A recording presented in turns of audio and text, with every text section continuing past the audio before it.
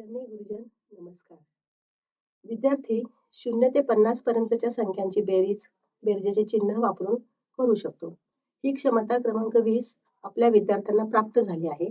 आता आपण क्षमता क्रमांक 21 संदर्भात दैनंदिन परिस्थितीमध्ये 0 ते 50 पर्यंतच्या संख्यांचा वापर करून बेरजेची शाब्दिक उदाहरणे सोडविता येणे हे लर्निंग आउटकम अध्ययन निष्पत्ती विद्यार्थ्यांना गाठता यावी यासाठी शिक्षक म्हणून आपण कोणत्या कृती कराव्यात, कोणत्या अध्यापन पद्धती वापराव्यात यावर आज सविस्तर चर्चा करणार आहोत.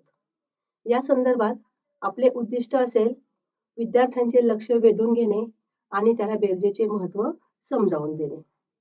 त्यासाठी आपण आपल्या मुलांना विचारूया, आपल्या वर्गात आज किती मुले आहेत? विद्यार्थी उत्तर देतील 20 मुले. अजून 10 मुले आणखी आली तर वर्गात एकूण किती मुले होतील? विद्यार्थी बेरीज करून उत्तर सांगतील 30. आणखी एक प्रश्न विचारू, तुझ्याकडे 15 गोळ्या आहेत आणि मी तुला अजून 5 गोळ्या दिल्या तर तुझ्याकडे एकूण किती गोळ्या झाल्या? मुलांची ही उत्तरे ऐकून झाल्यावर त्यांना सांगूया की आज आपण असेच काही शाब्दिक प्रश्न गणिती उदाहरणे सोडवताना शिकणार आहोत. यासाठी आपण काही सोप्या अध्यापन पद्धतींचा वापर करू शकतो. पहिली पद्धत आहे कृती आधारित अध्यापन पद्धती. यामध्ये आपण प्रत्यक्ष वस्तू म्हणजे फळे, फुले, गोट्या, खडे, पेन्सिल अशा वस्तू वापरून कृती करू शकतो. जसे की शिक्षक एका मुलाला 12 गोट्या देतील आणि दुसऱ्या मुलाला 8 गोट्या देतील.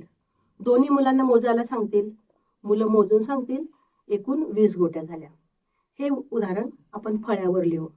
12 + 8 = 20. दुसरी पद्धत आहे चित्रकृती. फ्लॅश कार्डवरील फळे, पक्षी, पैसे यांची चित्रे दाखवून प्रश्न विचारा. उदाहरणार्थ 18 पक्षी + 12 पक्षी बरोबर किती पक्षी? तिसरी पद्धत आहे संख्या रेषाकृती. संख्या रेषेवर 0 ते 50 पर्यंत संख्या दाखवा. पहिली संख्या घेऊन पुढे उड्या मारत बेरीज दाखवूया. उदाहरणार्थ 10च्या पुढे 15 उड्या म्हणजे 10 + 15 झाले 25. आता 25 पासून पुढे 15 उड्या मारणे म्हणजे झाले 40, तर उत्तर येईल 40. यानंतर मुलांना 3-3च्या गटामध्ये विभागून बसवूया. प्रत्येक गटाला काही संख्यांच्या कार्ड्स, काही वस्तू जसे की मणी, गोट्या, खडे, काचा इत्यादी देऊया. संख्या कार्ड्स जोडून प्रत्येक गटाने शाब्दिक प्रश्न तयार करायचे आहेत व बेरजा सोडवायच्या आहेत. उदाहरणार्थ एका गटात राजूकडे 15 मणी दिले आणि सीमाकडे 20 मणी दिले. दोघांकडे मिळून किती मणी झाले? तर दोघांकडे मिळून होतील 35 मणी.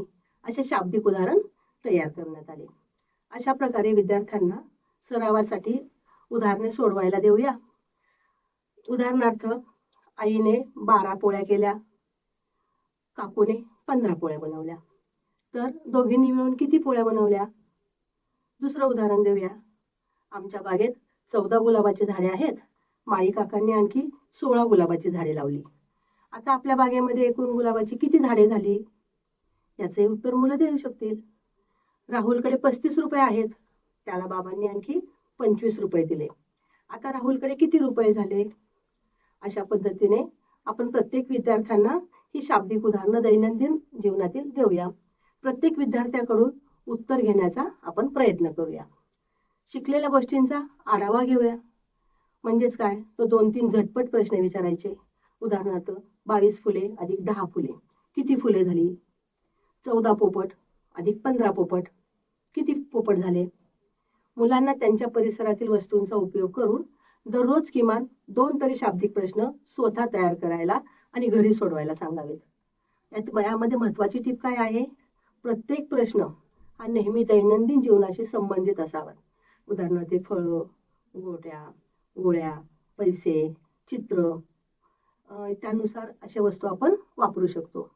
लहान संख्यांपासून म्हणजे 10 पर्यंतच्या संख्यांपासून सुरुवात करावी आणि मग पुढे 20, 30, 50 पर्यंतच्या संख्या घेऊया. मुलांना प्रत्यक्ष वस्तूची हाताळणी करण्याची संधी द्या, म्हणजे हँड्स ऑन ॲक्टिव्हिटी घेऊया. मुलांकडून चुका झाल्या तरी त्यांना प्रोत्साहन देऊया, समजावून सांगूया, ज्यामुळे त्यांचा आत्मविश्वास वाढेल आणि त्यांना गणिती क्रिया ह्या पटपट करता येतील. धन्यवाद.